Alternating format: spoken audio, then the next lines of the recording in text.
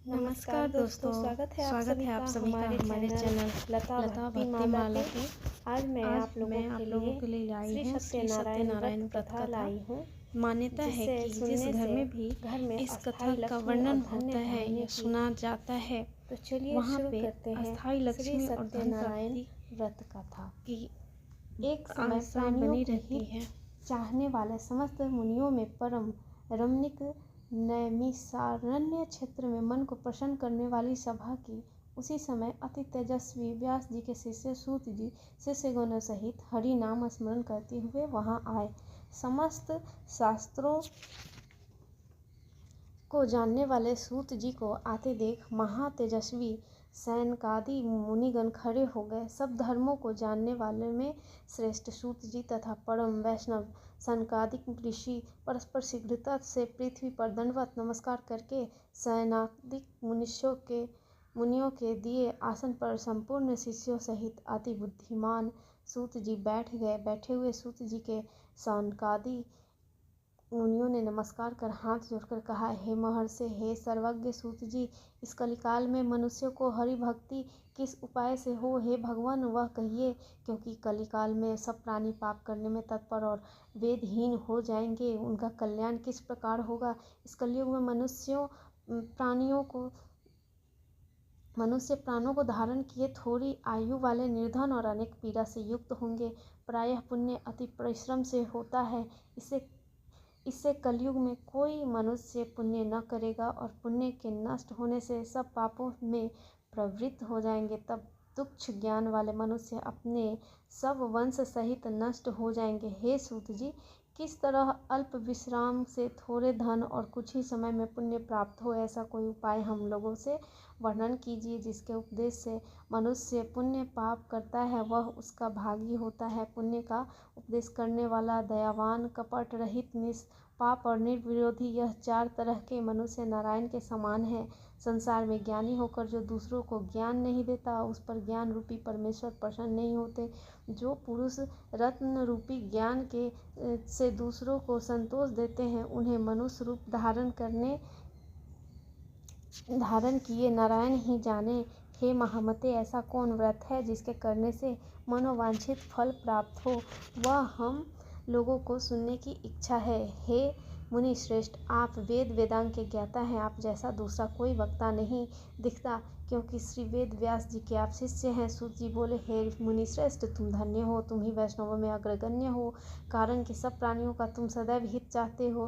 हे सनक, सुनो, मैं आपसे उस उत्तम व्रत को कहूँगा जिस व्रत को नारद जी ने लक्ष्मीपति भगवान से पूछा था और जिस प्रकार भगवान ने नारद जी से कहा था। एक समय नारद जी समस्त प्राणियों के हित की इच्छा से अनेक लोकों में घूमते हुए मृत्यु लोक में आए। यहाँ उन्होंने देखा कि सब प्राणी अनेक पीड़ाओं से युक्त और अनेक योनियों में उत्पन्न होकर पाप कर्म से दुख पा रहे हैं। यह देखकर विचार किया कि इन लोगों को दुख किस प्रकार दूर हो। ऐसा मन में विचार कर लोगों का दुख किस प्रकार दूर हो, ऐसा विचार कर विष्णु लोक में चले गए। वहाँ जिनके शुक्ल वर्ण 4 भुजाएं हैं, जिन्होंने शंख चक्र को धारण किया है और वनमाला में सुशोभित देवेश नारायण हैं, उनको देखकर स्तुति करने लगे। नारद जी बोले कि हे महाराज, आप वचन और मन से न कहने न धारण के योग्य, अनंत शक्तियुक्त और निर्गुणात्मक हैं। हे महाराज, अब आप सब प्राणियों के उत्पन्नकर्ता और भक्तों के दुख के नाशक हैं। यह स्तुति सुनकर विष्णु भगवान बोले, हे नारद, तुम किस काम से आए, तुम्हारे मन में क्या है, हमसे जो पूछोगे वह हम कहेंगे। नारद जी बोले, हे नाथ, मृत्युलोक के सभी प्राणी अनेक योनियों में उत्पन्न होकर निज पाप कर्म से कलेशित हो रहे हैं। हे महाराज, जिस छोटे उपाय से उनका कलेश दूर हो, वह उपाय मैं सुनना चाहता हूँ। भगवान बोले, समस्त जनों पर कृपा करके तुमने बहुत अच्छा प्रश्न पूछा है, जिसके करने से मनुष्य मोह से छूट जाए। मैं ऐसा उपाय कहता हूँ, सुनो। हे नारद, जो व्रत तीनों लोकों में अति दुर्लभ है, वह आज आपके सामने कहता हूँ। वह सत्यनारायण का व्रत है, जिसको विधि पूर्वक करने से इस लोक में सुख और परलोक में मोक्ष मिलता है। यह सुनकर नारद जी बोले, इस व्रत का क्या फल है और पूर्व में किसने किया था, किस समय यह व्रत करना चाहिए, आप विस्तार पूर्वक कहिए। भगवान ने कहा, इसके करने से दुख शोक आदि नाश, धन्य की वृद्धि और संतान की प्राप्ति तथा सर्वत्र विजय की प्राप्ति होती है। इस व्रत में मनुष्य भक्ति श्रद्धायुक्त किसी भी दिन सायंकाल में सत्यनारायण की पूजा करे और भाई बंधु तथा ब्राह्मणों के साथ धर्मयुक्त 1.25 सेर उत्तम नैवेद्य भोग लगावे।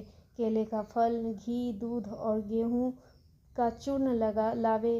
गेहूँ का चूर्ण न हो तो चावल का चूर्ण, खाड़ अथवा गुड़ मिलावे। 1.25 पाव अथवा 1.25 सेर के हिसाब से मिलाकर भक्ति के से सत्यनारायण को नैवेद्य लगावे। बंधुओं के साथ कथा सुनकर ब्राह्मणों को दक्षिणा दे। श्री सत्यनारायण के प्रसाद को अपने भाई बंधुओं के साथ खाकर रात्रि में नृत्य गीत आदि करे। तदनंतर सब श्रोतागण सत्यनारायण का स्मरण करते हुए अपने अपने घर जाएं। इस प्रकार व्रत करने से मनोवांछित फल मिलता है। विशेषकर इस कलिकाल में पृथ्वी पर इससे बढ़कर दूसरा कोई उपाय नहीं है। हे नारद, जिन्होंने इस व्रत को पहले किया वह कथा सुनो। काशीपुर में निर्धन सतानंद नाम का एक ब्राह्मण क्षुधा पिपासा से दुखित नित्य पृथ्वी पर भिक्षा मांगने हेतु घूमता था। ब्राह्मण प्रेमी भगवान नारायण ने दुखित ब्राह्मण को देखकर बूढ़े ब्राह्मण का रूप धारण कर अति आदर से पूछा, हे विप्र, किस कारण पृथ्वी पर आप नित्य घूमा करते हैं? यह हमारी सुनने की इच्छा है। यदि आपकी इच्छा हो तो कहिए। ब्राह्मण बोला, मैं अनंत दरिद्र हूँ, भिक्षा के लिए पृथ्वी पर भ्रमण करता हूँ। यदि आप कुछ जानते हो तो कृपा कर पूर्ण रूप से कहिए। वृद्ध ब्राह्मण बोले, हे द्विजश्रेष्ठ, मनोरथ को सिद्ध करने वाला उत्तम श्री सत्यनारायण का व्रत करो, जिसके करने से मनुष्य सब दुखों से छूट जाते हैं। वृद्ध ब्राह्मण रूपी श्री सत्यनारायण देव ने व्रत का विधान ब्राह्मण को बताकर आप अंतर्धान हो गए। तदनंतर ब्राह्मण सतानंद ने मन में निश्चय किया कि मैं कल ही श्री सत्यनारायण का व्रत करूंगा। इसी चिंता में ब्राह्मण को रात भर नींद नहीं आई। सुबह उठकर उसने यह निश्चय किया कि मैं श्री सत्यनारायण का व्रत अवश्य करूंगा। यह संकल्प कर भिक्षा मांगने को गया तो उस दिन उसको सब दिनों से अधिक द्रव्य मिला। द्रव्य से उसने अपने भाइयों के साथ श्री सत्यनारायण का व्रत किया। उसके प्रभाव से दुखों से छूटकर सर्व संपत्ति से युक्त हो गया। व्रत के प्रभाव से सतानंद नगर भर में श्रेष्ठ माना जाने लगा और तभी से वह ब्राह्मण हर महीने व्रत करने लगा। भगवान ने कहा, सतानंद द्वारा किया हुआ श्री सत्यनारायण का यह पूजन है, जिसको जानकर जो मनुष्य व्रत करता है वह पापों से छूटकर मोक्ष को पा जाता है। जिस प्रकार पृथ्वी में इस व्रत को मनुष्य करेंगे उनका दुख अवश्य नष्ट हो जाएगा। सूत जी बोले, हे शौनक, विष्णु भगवान ने जिस तरह कहा था वह तुमसे मैंने कहा, और दूसरी बात जो हो वह पूछो। शौनक जी बोले, हे सूत जी, उस ब्राह्मण के बाद इस व्रत को किसने किया वह सुनने की इच्छा है। सूत जी बोले, हे मुनियों, जिसने व्रत को किया वह सुनिए। एक समय निज धर्मानुसार जिन बांधवों के साथ व्रत करने को उद्यत हुआ, उसी समय एक लकड़हारा वहां आया। भूख प्यास से पीड़ित काष्ठ के भार को बाहर रख ब्राह्मण के घर में जाकर उसने व्रत करते हुए ब्राह्मण को देखा। नम्रता से हाथ जोड़कर प्रणाम कर बोला, आप क्या कर रहे हैं? इसके करने से क्या फल होता है वह विस्तार पूर्वक कहिए। ब्राह्मण बोला, मनोरथ को देने वाला, दुख और शोक को नाश करने वाला तथा सिद्धि को देने वाला यह श्री सत्यनारायण का व्रत है, जिसके प्रसाद से यह धन्य आदि प्राप्त हुआ है। यह सुनकर लकड़हारा प्रसन्न हो प्रसाद को खाकर और जल पीकर वह भगवान श्री सत्यनारायण का ध्यान करता हुआ अपने नगर को चला गया। आज खाकर और आज लकड़ी बेचने से जो द्रव्य प्राप्त होगा उसी से मैं सत्यदेव के उत्तम व्रत को अवश्य करूँगा। ऐसा मन में विचार कर उसने लकड़ी को सिर पर रखा। जहाँ धनी लोग रहते थे उस नगर में गया। उस दिन लकड़हारे को दुगुना द्रव्य प्राप्त हुआ। वह अत्यंत प्रसन्न हो सुंदर केले के फल, शक्कर, दूध, घी, गेहूँ का चूर्ण सबको सवाई लेकर घर में आकर अपने भाई बंधुओं को बुलाकर विधि से सत्यनारायण का व्रत किया। उस व्रत के प्रभाव से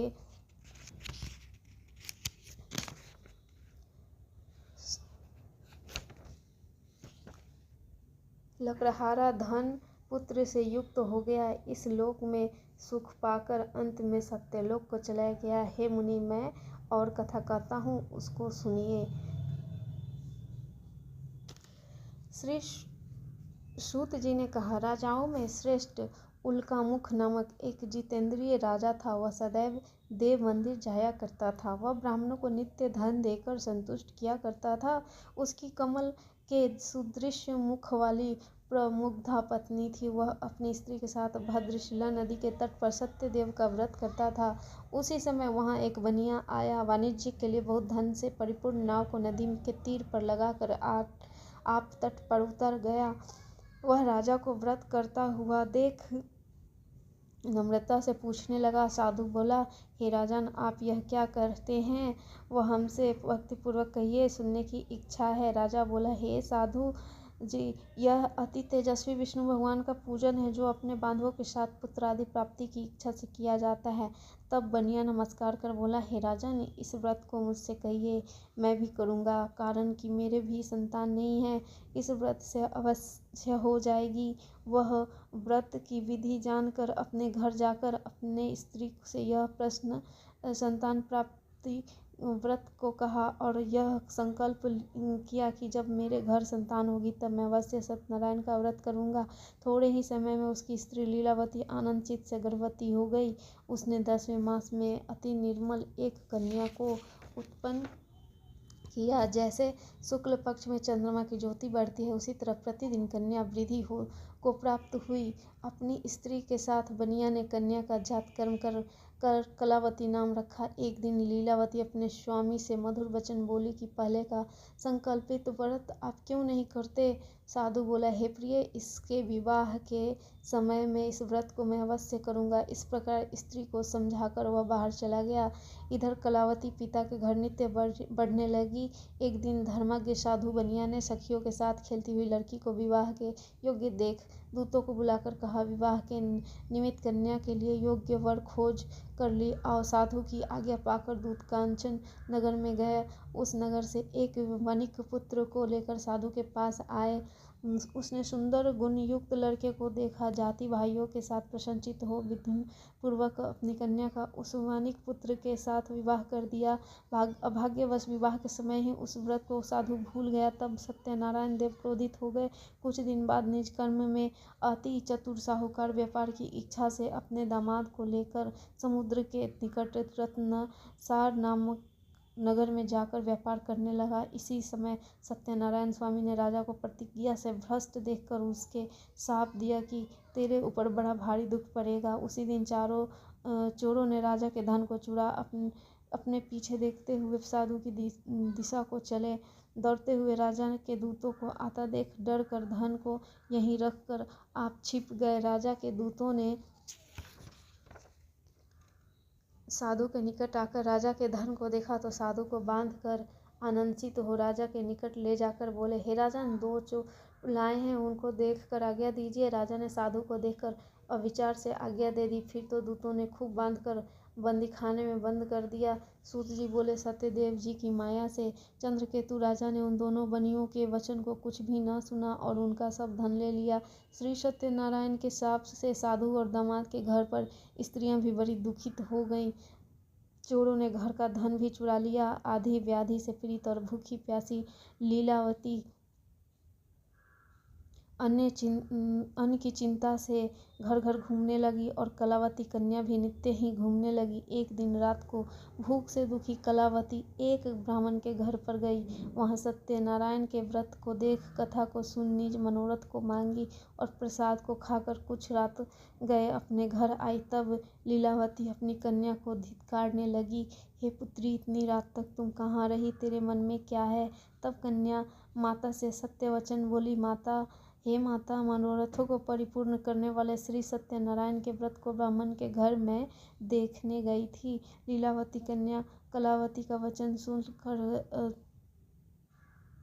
श्री सत्यनारायण के व्रत को करने के लिए उद्धत हुई। पतिव्रता साधु की स्त्री अपनी कन्या सहित बंधु बांधवों के साथ सत्यनारायण के व्रत को किया। उसने सत्यदेव से यह दिव्य वर मांगा कि हे सत्यदेव,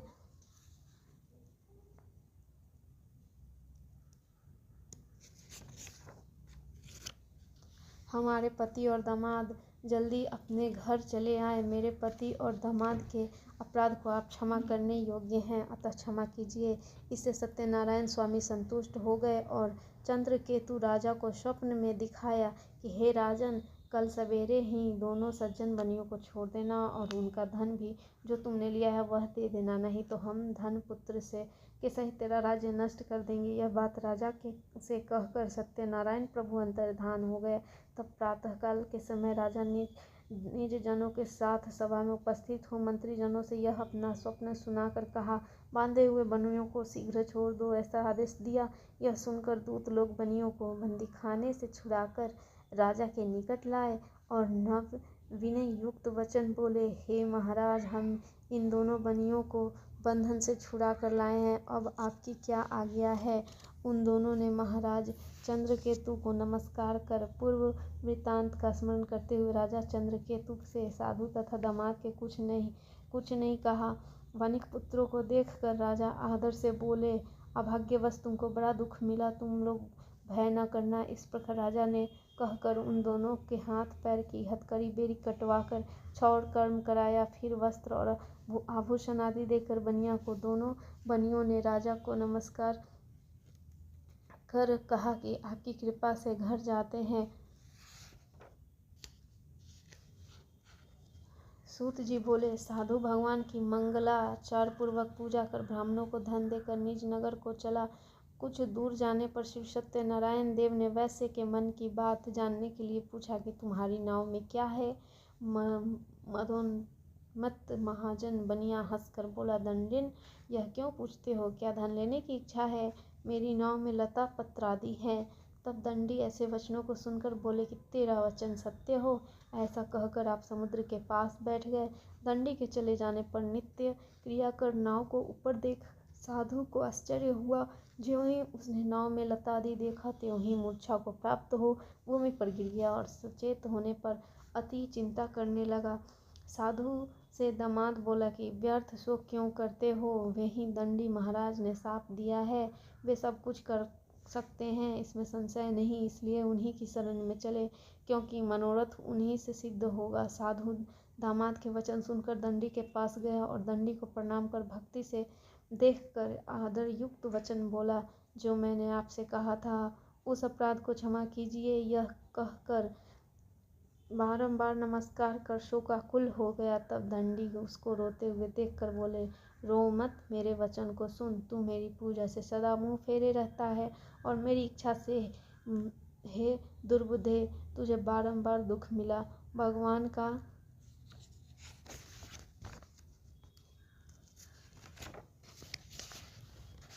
अति विहल होकर रोने और अपने पति से कहने लगी,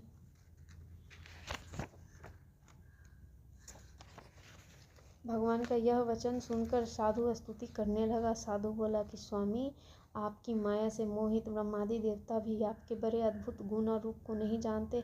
आपकी माया से मोहित मैं मूढ़ आपको कैसे जान सकता हूँ। अतः हमारे ऊपर प्रसन्न हो जाइए। मैं यथा विभव विस्तार से आपका पूजन करूँगा। मैं आपके शरणागत हूँ। मुझे पहले वाला सब धन दे दीजिए।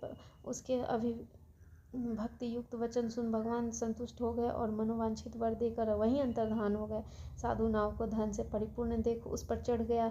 सत्यदेव की कृपा से मनोरथ पूर्ण हुआ। यह बात अपने स्वजनों से कह यथा विधि पूजन कर सत्यदेव की कृपा से बड़ा हर्षित हुआ। नाव को यत्न से सहेज कर अपने देश को चल दिया। अपने नगर के समीप साधु आकर दामाद से कहने लगा कि वह मेरी रत्नपुरी देखे। ऐसा कहकर उसने धन की रक्षा करने वाले दूत को वहां भेजा। वह दूत नगर में जाकर साधु की धर्म पत्नी को देख प्रणाम कर बोला, ग्राम के निकट दामाद सहित साहूकार बहुत से इष्ट मित्र और धन के साथ आ गए हैं।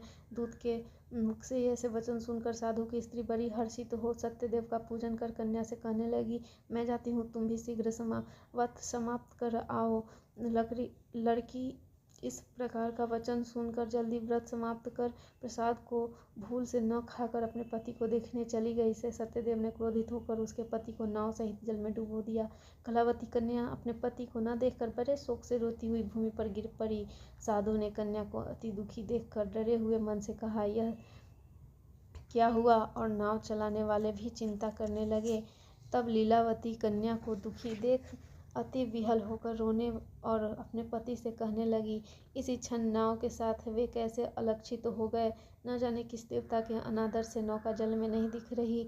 श्री सत्यदेव के महामत्य को कौन न जान सकता है। यह कहकर वह अपने जनों के साथ विलाप करती हुई कन्या को गोद में लेकर रोने लगी और कलावती भी स्वामी को न देखने से अति दुखित हो गई। पति की पादुका लेकर सती होने की इच्छा करने लगी। कन्या का यह चरित्र देख धर्मज्ञ साधु बनिया स्त्री के साथ अत्यंत शोक से युक्त होकर विचार करने लगा कि मैं सत्यदेव की माया से बारंबार चला गया हूँ। अब यथाधिवव श्री सत्यनारायण का पूजन करूँगा। इस प्रकार सबको बुलाकर कहने लगा और पृथ्वी पर गिरकर साष्टांग दंडवत किया। इसी पर तीनों के पालन करने वाले सत्यनारायण भगवान संतुष्ट हो गए। भक्त वत्सल सत्यदेव जी की कृपा से आकाशवाणी हुई कि तुम्हारी कन्या प्रसाद को त्याग कर पति को देखने चली गई। इसी कारण इसका पति अदृश्य हो गया है। यदि वह पुनः घर जाकर प्रसाद भक्षण कर आएगी तब पति को निस्संदेह पावेगी। कन्या ने यह आकाशवाणी सुनकर शीघ्र ही घर जाकर प्रसाद को भक्षण कर अपने पति को देखा।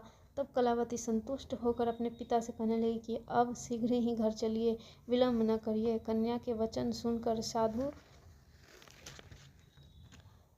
दामाद सहित संतुष्ट होकर धन और बंधुओं के साथ अपने घर को गया। उस दिन से वह हर महीने और संक्रांति पर विधि पूर्वक सत्यदेव की पूजा करने लगा। इस तरह सुख प्राप्त कर वह अंत में सत्यदेव के लोक को चला गया। फिर सूत जी कहने लगे कि हे मुनि श्रेष्ठ, मैं आपसे और भी कथा कहता हूँ, उसे सुनिए। सूत जी बोले, प्रजा पालन में तत्पर एक तुंग ध्वज नाम राजा था, जिसने सत्यदेव के प्रसाद को त्यागने से अति दुख पाया। एक दिन उसने वन में जाकर मृग आदि अनेक पशुओं को मारा और पीछे आकर वट वृक्ष के नीचे श्री सत्यदेव भगवान का पूजन देखा, जिसको गोप लोग बंधु बांधव युक्त संतुष्ट चित्त से करते थे। अहंकार से राजा सत्यदेव भगवान का पूजन देखा, जिसे गोप संतुष्ट चित्त से कर रहे थे। अहंकार से राजा न वहां गया और न सत्यदेव को प्रणाम किया। जब वे गोप राजा को प्रसाद देने लगे तो राजा ने प्रसाद नहीं लिया। तब वे गोप वहां प्रसाद को रखकर चले आए। राजा ने प्रसाद का अनादर किया। इस तरह प्रसाद का अनादर करने से उसने अति दुख पाया। उस राजा के 100 पुत्र थे, वे मर गए और धन धान्य भी नष्ट हो गए। तब राजा ने अपने मन में विचार किया कि सत्यदेव ने ही धन नष्ट कर दिया, इसलिए मैं वहीं जाऊंगा, वहां पूजन करूंगा। यह विचार कर वहां जाकर अहीरों के साथ भक्ति श्रद्धायुक्त होकर विधि से उसने सत्यदेव का पूजन किया। तब सत्यदेव के प्रसाद से धन पुत्र आदि युक्त हुआ और इस लोक में सुख पाकर अंत में सत्यलोक को गया। जो प्राणी अति दुर्लभ इस सत्यदेव के व्रत को करता है और भक्ति युक्त होकर पवित्र फल देने वाली कथा को सुनता है, उसको सत्यदेव के प्रसाद से धन धान्य प्राप्त होते हैं। दरिद्र धन पावे, कैदी छूट जावे, भार्या भय से छूटे, इसमें कोई संशय नहीं है। इस पुनीत व्रत को करने से प्राणी सदा सुख पाकर अंत में सत्यदेव के लोक को जाता है। सूत जी कहते हैं, विप्रो, मैंने सत्यनारायण के व्रत को आप लोगों से कहा, जिसके करने से मनुष्य सब दुखों से छूट जाता है। विशेषकर सत्यदेव की पूजा कलिकाल में फल देने वाला है। उन्हीं को कोई काल, कोई सत्य, कोई परमेश्वर, कोई सत्यनारायण और कोई सत्यदेव कहेंगे। सत्य रूपी विष्णु सनातन कलयुग में अनेक रूप धारण कर सबको मन वांछित फल देने वाले होंगे। हे मुनि श्रेष्ठ, जो प्राणी इसको पढ़ता या सुनता है, उसके संपूर्ण पाप सत्यदेव के प्रसाद से नष्ट हो जाते हैं, इसमें कुछ भी संशय नहीं है। इस तरह से कथा पूर्ण हुई। बोलिए श्री सत्यनारायण भगवान की जय।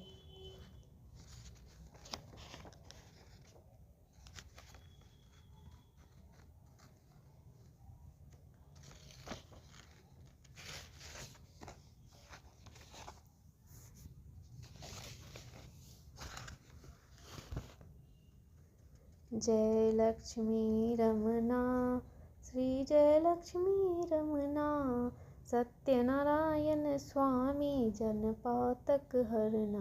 जय लक्ष्मी रमना, रत्न जड़ित सिंहासन, अद्भुत छवि छाजे, नारद करत निराजन, घंटा ध्वनि बाजे। जय लक्ष्मी रमना, प्रकट भये कलि कारण तुझको दर्श दियो।